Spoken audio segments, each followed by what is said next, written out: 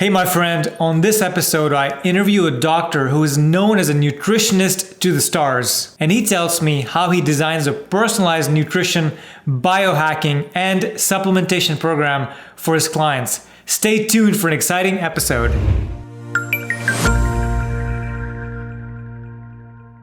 My guest today, Dr. Oz Garcia, is an industry pioneer with 40 years in practice and a relentless quest for the most effective technologies and innovative means available. Dr. Garcia is recognized as a leading authority on age reversal and healthy aging. As a nutritionist to the stars, Oz is the go-to nutritionist for A-list celebrities and Fortune 100 CEOs. His unique and customized approach to nutrition and anti-aging, coupled with more than 40 years of experience, has made Oz one of the most recognizable names in the industry. He has lectured all over the world and has been a pioneer in the study of nutrition and anti-aging. Hey, my friends, I'm really excited today because I have Dr. Oz Garcia on the show. He's a global well-being coach. He's a biohacker, one of the OGs, and he's a New York City-based celebrity nutritionist. So Dr. Garcia, welcome to the show. Thank you so much for that. I'm very, very happy to be here with you today. Great. So you've asked me to call you Oz, so I'm going to do that. Sure. I don't want to mess up while we're talking, but you're one of the OGs, Oz, which means you've been doing this game and you've been in health and wellness for decades. So walk the audience, the listeners, through how you got into health and wellness and where you are now. It's an interesting story, even for me, but it's a story. Back in the 1970s, which is really when I got into this, there was very little information available in terms of self-optimization.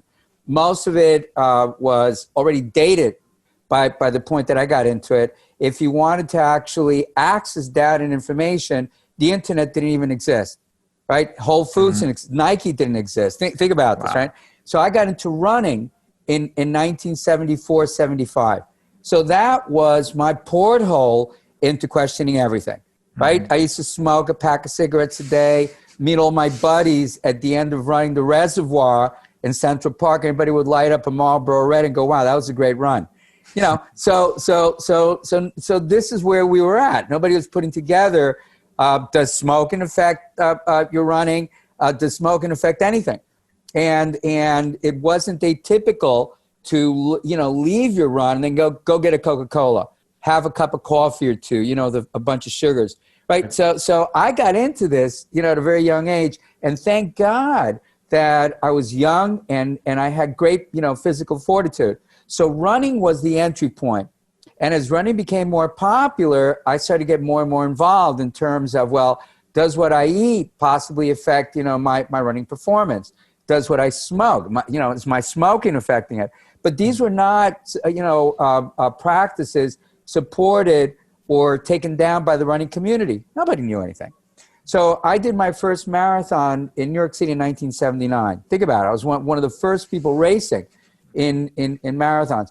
By that point, I was already looking at a lot of data points. And the way that you did it was you would go to the New York City Public Library, and spend an afternoon there, a day there, gathering data and trying to make sense as I was looking at information on, Olympic runners, Olympic sprinters. And as I put that information together, I was trying to make it relevant to me. I also read a lot of literature that was available back then that had to do with diet. What was available? So macrobiotics is available. Diet for the 21st century was available. Information that actually pointed towards a more plant-based way of eating, not overconsumption of high protein, high fat, highly processed foods like beef back then. Grass-fed beef didn't exist back then. You got to remember this, right? And so if you wanted to be paleo, the word paleo didn't exist. Nobody was talking about that. Everybody was talking about going on a plant-based diet. So Pritikin was important, macrobiotics was important. So I went on a plant-based diet with a lot of starch and a lot of carbohydrate, which is the base of macrobiotics. So a lot of brown rice, a lot of yams, very low protein, some fish, a multitude of vegetables, some fruits, primarily all cooked. And that served me a very low fat, interestingly enough. And that served me very well the first couple of years because I was detoxing. I was coming off of a fast food diet, high sugar, high coffee consumption. And so as I changed my diet with the little information that we had back then about could it possibly impact me and executing it, that really improved my diet, my running also. So I became a better runner. I felt better. My energy was incomparable. That lasted for a few years. I think I was pretty much vegan, vegetarian, macrobiotic. I used to grow a lot of my own food too. Oh, wow. So I had a studio apartment on Broadway here in New York, West Broadway, 21st Street, that had all southern exposure. So I put shelves up everywhere. I grew a lot of my sprouts, and I would make wheatgrass juice. You know, I had a little hand crank wheatgrass juicer. I had a Norton Walker, a Walker juicer, so I could crush my fruits and vegetables. And that was the beginning of how I got into all of this. So everything was relevant so long as it affected my running, right? Could I recover quicker? Could I run faster? Anything like that at all. Supplementation was still kind of like a little bit off on the horizon. There was a great book called Anti-Aging, which came out back then.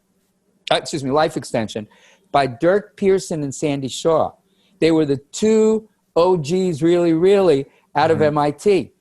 Right? So they were two MIT scientists looking at the role of supplementation very early on. The book was breathtaking. Nobody was writing about anti-aging back then, certainly not in terms of the use of supplementation, amino acids, mineral, vitamin combinations to build a better body, you know, to optimize yourself. So I would say that was the first book on real optimization. Wow, that's pretty cool. So you came from there, you optimized everything through the lens of your running, which is very cool because you weren't a young man out there partying every weekend in New York City. That's correct. I'm sure there were lots of things that were... You know, I was in a different career track, and it was, you know, beauty and fashion photography. So every night you go out to Studio 54. I mean, I'm really dating myself here, but studio was where everybody hung out. But as opposed to everybody else, I'd get up the next morning and make carrot juice instead of drinking a coffee and then go for a run. Right. So my conscience was changing. And then that led to studying fasting. So back then, nobody knew about intermittent fasting. You would just do a water fast for a week. So I started doing a lot of water fasting, and that really changed my life. Then I started to do juice fasting. Did you say for 1 week? Yeah. The typical fast was 7 days. Wow. You know, at bare minimum, you would do 5. But that's only become more popular now as we understand that you can create states of, you know, autophagy and apoptosis by doing, you know, 16 to 18 hours of underfeeding. Nobody knew that back then. Right. You know, so the literature in the 70s, 80s, and 90s was all pointing towards doing lengthier periods of time of not eating. And the results are really quite remarkable. I used to suffer from migraine headaches. So either you use a very powerful medication, or I just banged my head into fasting. And that really was a game changer. Once I started to do that, you know, the thing about doing a fast past 7 days is it also begins to affect your thinking and your emotionality. So it's not only that it's great if you want to get leaner, or if you wanted to deal with a migraine headache or with some sort of inflammatory disorder, but the clarity of mind that you experience, this is breathtaking. Yeah, absolutely breathtaking. You know, so you could really take on any kind of problem, whether it was emotional, whether you had to work on something in your office. There's this amazing clarity of mind that you get after 5, 6, 7 days of fasting. And then when I got into lengthier fasting, once I started to do, you know, 2 weeks, and at one point they did a month, where I was doing, you know, water, juices that I was making. And then here and there I'd grab a fruit.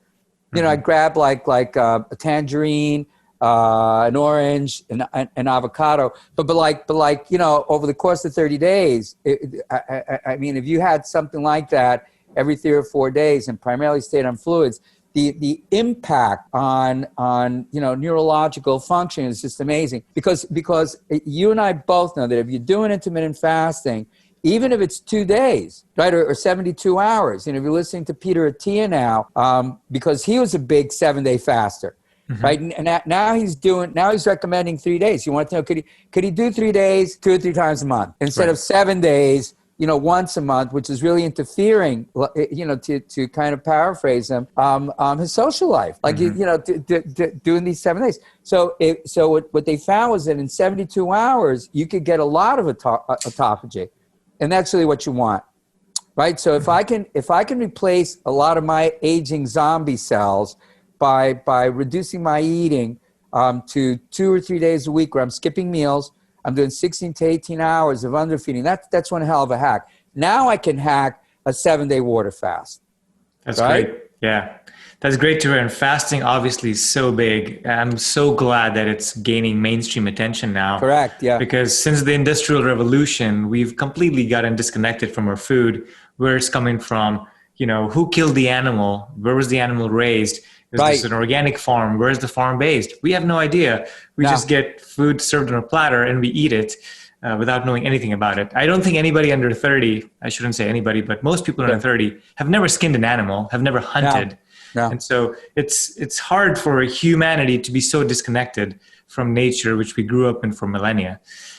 So let me ask you this. Well, for instance, you have Jamie Oliver, the chef, who did his special, that series that was on Netflix. And at one point, he was showing children in a classroom different fruits and vegetables, and they couldn't identify them.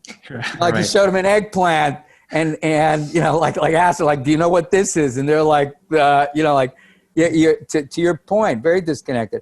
Alice Waters, the very famous chef who's got a restaurant, I think in Washington State, she's got what's called the edible garden, right, where she brings in kids from the inner city and from more affluent neighborhoods who also don't understand the connection between what they eat and where it comes from. And so the kids come in and they actually make these gardens that are for them a schoolroom. So at the end of the growing season, they all get to peel and cook and understand what fruit does what. Right. Yeah. So Alice Waters has been, critical in that regard. Awesome. So let's talk about nutrition and diet for a second. It's tough out there for most people, and I understand. There's a new fad diet every year, it seems like. We had the Atkins back in the day. Now we've got, keto, we've got paleo, we've got carnivore, Mediterranean, vegan, like it just goes on. What are your thoughts, Oz, on the diets that are available and how people should be eating? I go off a number of metrics. So we do very comprehensive blood work. One thing I look at is blood type, right? That's big. So I can look at guidelines that say from Peter D'Adamo. So anybody can go to Eat Right for your blood type, right? I think the books are a little bit dated now, but the website is kept up, and the data there has a lot of relevance for people that don't understand what maybe they shouldn't be eating for their blood type, right? Because there are different chemicals that are found in foods, most of which are good, phytochemicals, especially the chemicals that are found that increase antioxidants. And then there are anti-chemicals, anti-health chemicals in foods like lectins, right? So a lectin is a kind of really tough molecule to break through that can cause irritation in the bowel wall. And then if it does that, it can increase bloating, gas, micro tears in the bowel wall, et cetera. A lot of people think brown rice is a terrific food, right? It sounds healthy, it's organic, but the shell itself is very difficult for the body to break down, even if it's cooked. Of course, it's got to be cooked. But it doesn't break down the lectins. So whether you're blood type O, blood type A, blood type B, blood type AB, if you're eating a lot of brown rice and you're thinking that this is good for you, this is going to cause a lot of problems in terms of how you feel for the most part. So I think starting out with learning about your blood type is a good point of departure, right? And then from there, I think we have to actually take a look at how it is that our eating practices evolve. So I think it may not be correct for everybody. Everybody who's blood type A is not going to do really well on a plant-based diet. Everybody who's blood type O is not going to do well on a paleo high protein diet. So when you look at how human beings evolved, for the most part, they were designed to actually eat, undereat, not eat, eat what they killed, go through periods of time where what they're doing is they're gathering, right? And there isn't a lot of animal protein. So what I do is I kind of match that in a 7-day period. My Mondays tend to be a full day of intermittent fasting. So what I'll do is or fasting. I may just do bone broth, diluted juices, vegetable broth all day long, and teas, right? I'll do matcha tea, green tea. There are different products that I like where I can just take a scoop of matcha powder, and so I get my caffeine. Right? I don't like coffee really as a source of caffeine. So that matches, let's say, a hunting day for a Neolithic, Paleolithic hunter.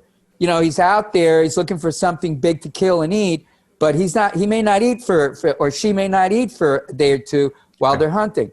If we're looking at an antelope and it's 1,000 yards in front of us, and we're looking at it, and that looks like it's going to be a great lunch. Believe me, there are about another 200-300 eyeballs looking at it besides yours. Right.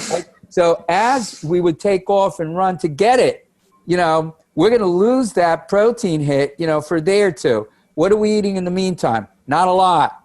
Right. Low-hanging fruit, a lot of bugs and insects, which are part of the diet.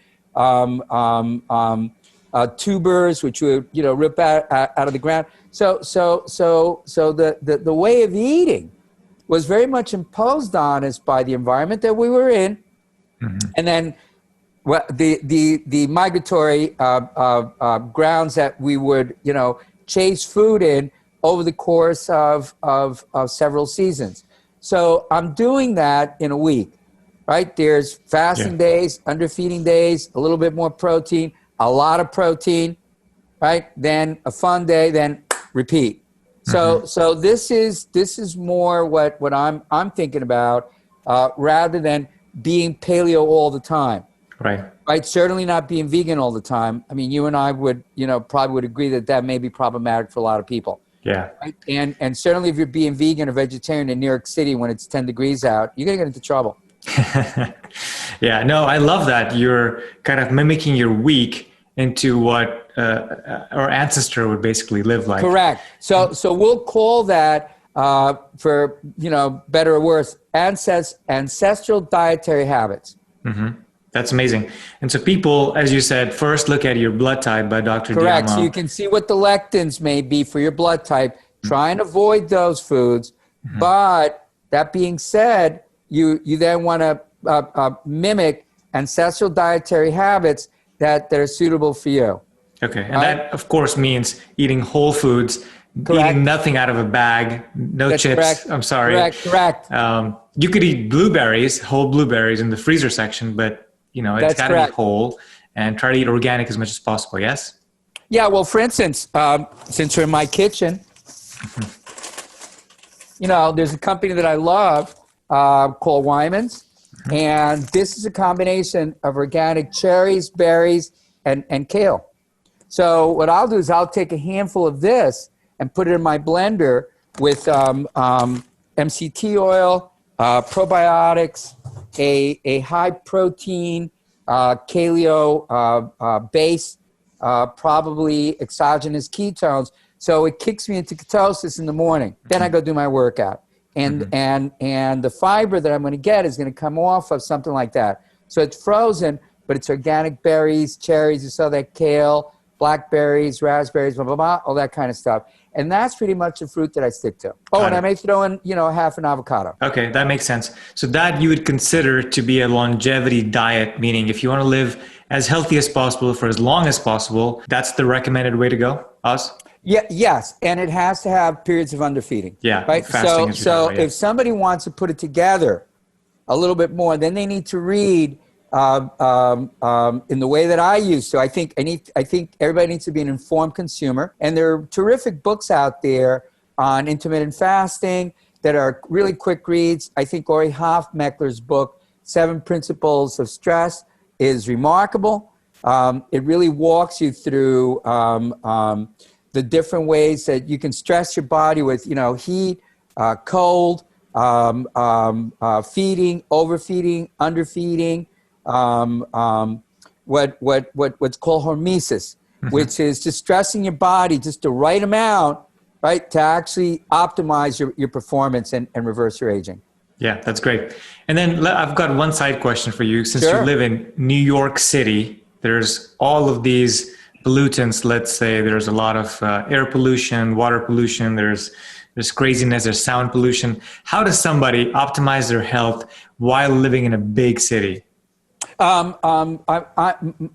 My house is set up, after years of trying to answer that question, so that I've got at every point something that will protect me from the environment. So I've got a very high-end water filtering system here, right? I'm not going to buy my water in plastic containers, number one. Number two is I use different devices at night. I live in a very high floor, and it's almost bulletproof in terms of sound pollution. But same thing. I may use Cocoon headset, right? And then I'll put my app on. I've already downloaded what I want to listen to, to calm my brain down. I may listen to alpha noise waves. I may listen to pink waves, which will knock me into, alpha, then delta, so I can sleep better. And I turn the Wi-Fi off. So everything's already downloaded into my phone. I keep my phone in another room. So everything is set up to actually calm my brain down. I've got different meditation, quote unquote, or sleep inducing devices. So I may use that instead, right? So I'm completely disconnected from the phone. And consequentially, I'm able to sleep very quietly. I'm able to disconnect from the environment, right? I've got the food that you and I agree we need to eat pretty much here. If I'm going to order out during the workday, if I'm not going to go out and eat recreationally, everything comes from Whole Foods or Green Market. There are enough places that you and I can get really good food overall in that regard. Same thing with the water. So you gotta protect yourself in a multitude of ways. Every weekend, especially in the winter, I go to the Russian bathhouse, which is there's several in New York, but the best one in New York is in the Wall Street area. They've got a sauna. It may as well be an oven. They set it about 220 degrees Fahrenheit, and then you have cold plunges. Right, so you can alternate. Correct. Yeah. So I may go in there for 15, 20 minutes, jump in the cold plunge, break. Read the New York Times on a Sunday for a little while, then repeat. The effects of that are extremely well demonstrated already. We already know what that's going to do for your brain, for detoxing a lot of neurotoxins, heavy metals, all of that. You don't need to be locked into a sauna box for 3 hours. You can do 10, 15, 20-minute stints. If you have access to an infrared sauna, which I do too, certainly when the lockdown isn't on, there are different places you can go do infrared saunas. So exposure to heat, sweating through exercise, these are all ways that you can offset the damage of living in a city, because you have to. Yeah, awesome. So now I'm going to ask you a similar question, but not related to a city. Okay. What would you recommend to people that want to start optimizing their health, that are just trying to get in the game of better health? The top 3 or 5 things, the foundational elements that they should get in place. I know you touched on a couple, probably sauna might be one in there, but what would you recommend for most people that are just starting off in their health journey to have 3 or 5 ironclad things that they focus on, and then we can start to optimize even more? You got to start with sleep. Sleep is number one. If you don't clean up your sleep and your sleep hygiene, diet is not going to work that well. Supplements are not going to work that well. Massage is not going to work that well. Detoxing, underfeeding, intermittent fast, nothing's going to work well, right? If your foundational structure is built on healthy sleeping patterns. So you need to get a quantifying tool. Either get the Oura Ring, which you talked about earlier, or get a Fitbit. I've got one floating around here that I was checking out that will let you check in also, just like the Oura Ring, which I think is much better, on how much deep sleep do you get, how much REM sleep do you get, what's your HRV, what's your body temperature, and it'll chart for you how many times you wake up during the night or moving around. So that data is critical in terms of optimizing your sleep, so after you're wearing the Oura Ring for about a week, it actually tells you what your best time to go to sleep is and what's your best time to wake up. This is phenomenal. And then if you've got problems with your sleep, then you can work on your sleep hygiene. You know, are your lights on? You're looking at the cell phone late at night? Do you have TV on? What's the lighting in your room like? Do you need to wear sound blocking instruments in your ears? What are all the things that you need to do so your bedroom is a bear cave, right? And then if you're somebody who's got maybe a genetic glitch and you don't sleep well, right, then what you do is find all the different tools and supplements that can knock you into deep sleep, right, that can knock into better REM sleep. So sleep is foundational to everything else. You don't sleep well, everything else is not going to work well as a hack. Right. Okay, great. Any others that you would add on to sleep? Oz? Well, then the next thing is your diet, right? Then you've got to clean up your eating, right? So we're looking at, remember what I said, ancestral dietary practices, right? And get a good book on that. Like I said, Ori Hofmeckler's book, only because it's a rapid read, and Ori's been around training, the Israeli military for like 30 years. I mean, the guy is just brilliant. He's I would say a well-being philosopher. And this is, this guy's a tough trainer. So he's got it down when it comes to what you need to do with food. Next is exercise, right? So unless you're fit, then you've got another cog in the wheel that if you don't get that down, a lot of other things are not going to flip over and work well. So you've got sleep, you've got diet, you've got exercise, you got nature. You got to get outdoors, right? And during COVID, it's very difficult, but still you got to do your best to get outdoors and break. And in the cities, even with the shutdowns coming down, you put your mask on and get out and walk around for a while. In the spring and the summer, the effects of exposure to looking at trees is remarkable. There are studies right now on just that fact, that human beings, that the human eyeball, it's designed to actually focus on looking at trees in the environment and how that, tricks different parts of the brain into operating like a human brain should, right? So exposure to nature. So all of these things, lowering your exposure to, EMFs in your house, I think that's really important. Getting body work is critical, making sure that you're getting massage, deep tissue massage.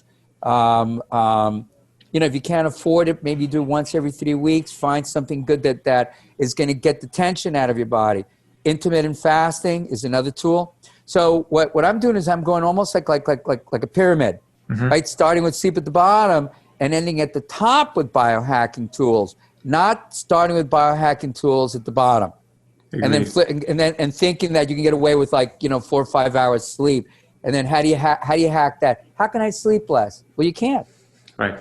Agreed. I'm finding that in order to get the right deep sleep and the right REM sleep, for me, without using any other supplements or exogenous things in my body, just by building my sleep architecture, I feel that I need about 9 hours in bed, and about 8+ hours of sleep to get enough REM and deep.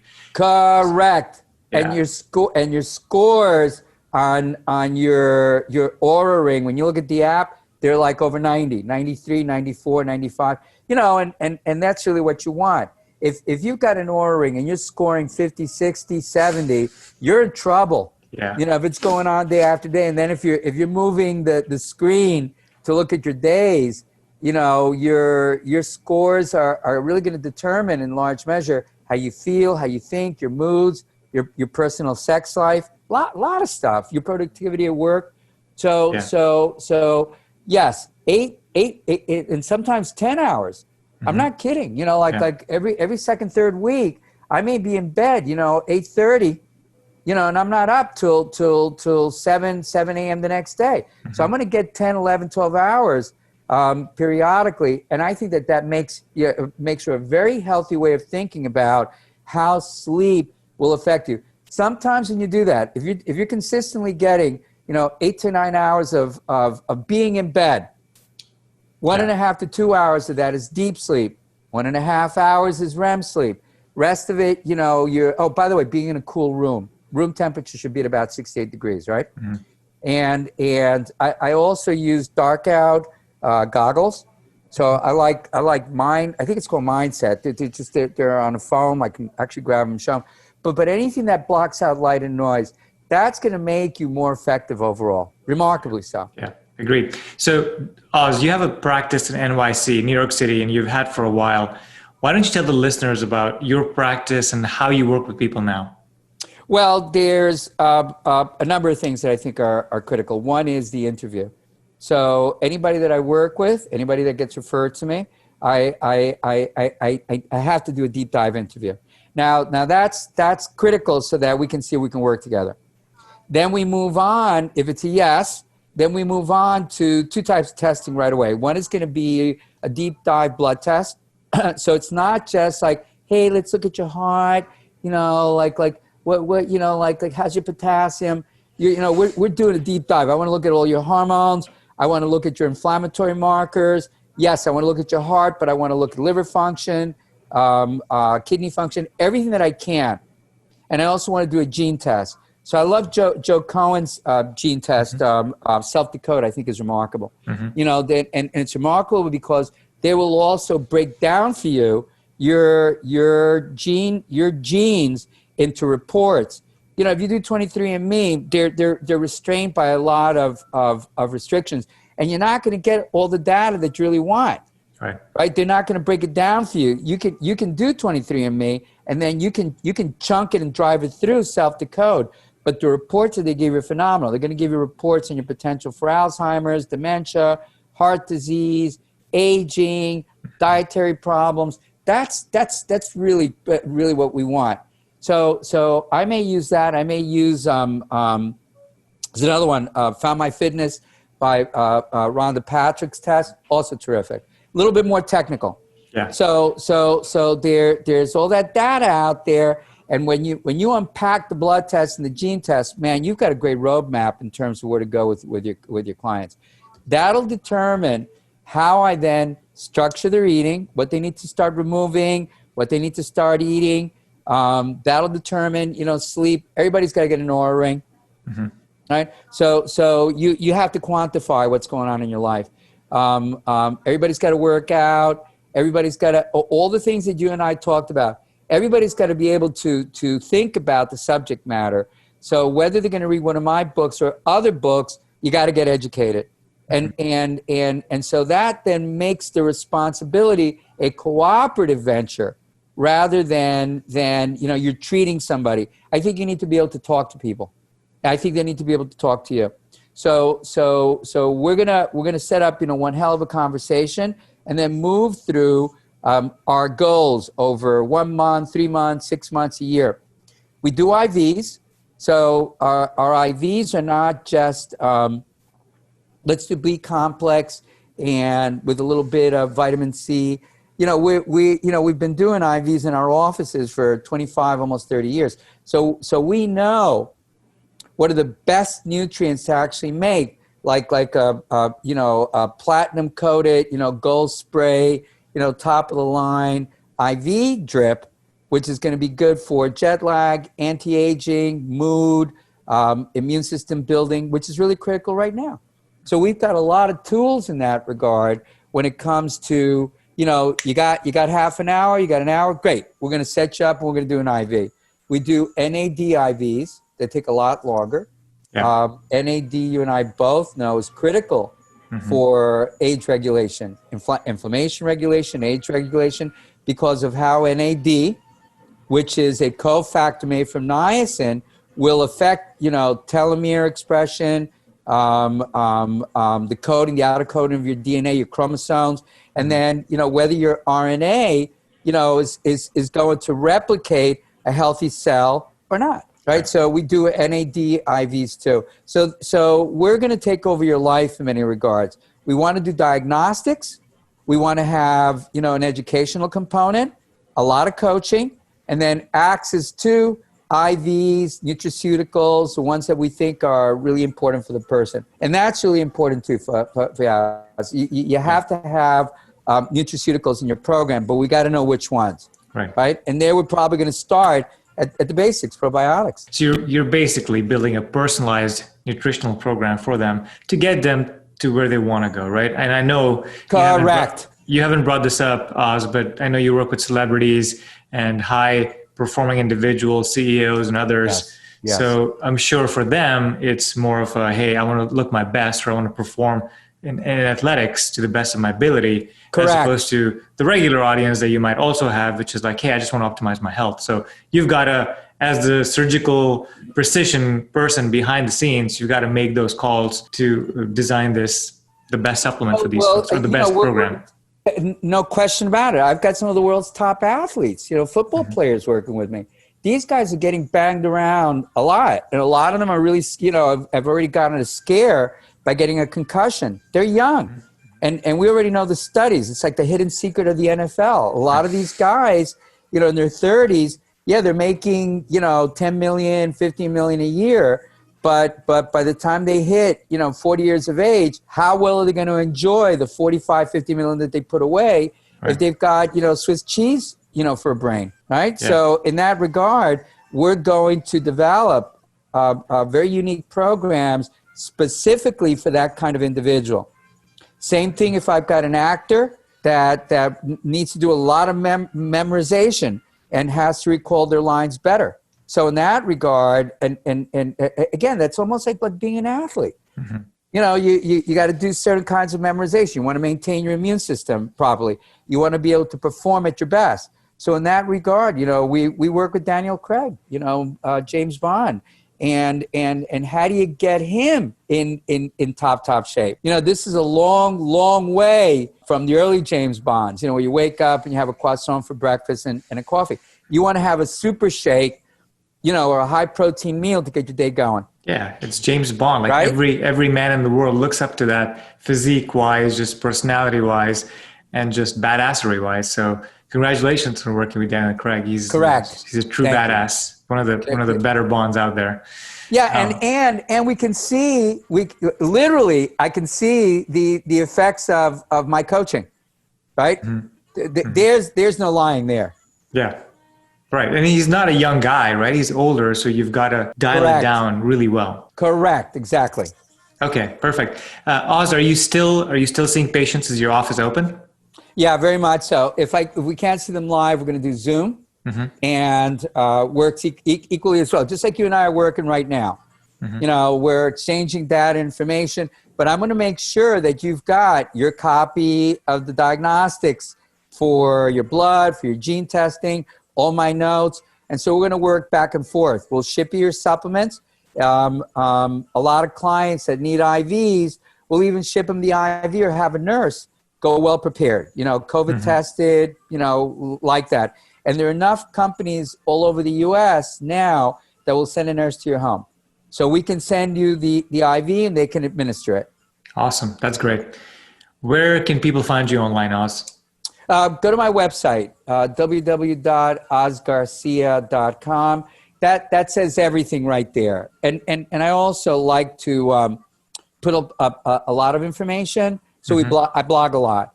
Okay, and that's great. I'm working on my 5th book now. I'm just going to brag for a second. Two which were New York Times bestsellers. And now I'm looking at doing a book that isn't about biohacking so much as about how do you live in the way the world is now, right? Because it's going to be like this for a while. So I want to make the content relevant, going forward in terms of, life now. That's actually the title of the book. Yeah, that's. And then as we go forward, life now in terms that, well, how do you eat now? How do you work out now? How do you do, hot, cold now? How do you, think now? And how do you deal with the anxiety and the suffering that people really are undergoing in this moment in time? Well, thank you for that, Oz. You are a true leader and OG in this space, and you have a lot of bragging rights, and you haven't used very little of them. So Thanks for being humble too. But folks, if you're listening, please go check out ozgarcia.com. There's a lot of information there. This guy's legit, and I would love to talk to you very soon, Oz. Thank you for coming on the show. Me too, Faraz. Me too. This is remarkable. Thank you. I'm very proud. I'm very proud of you.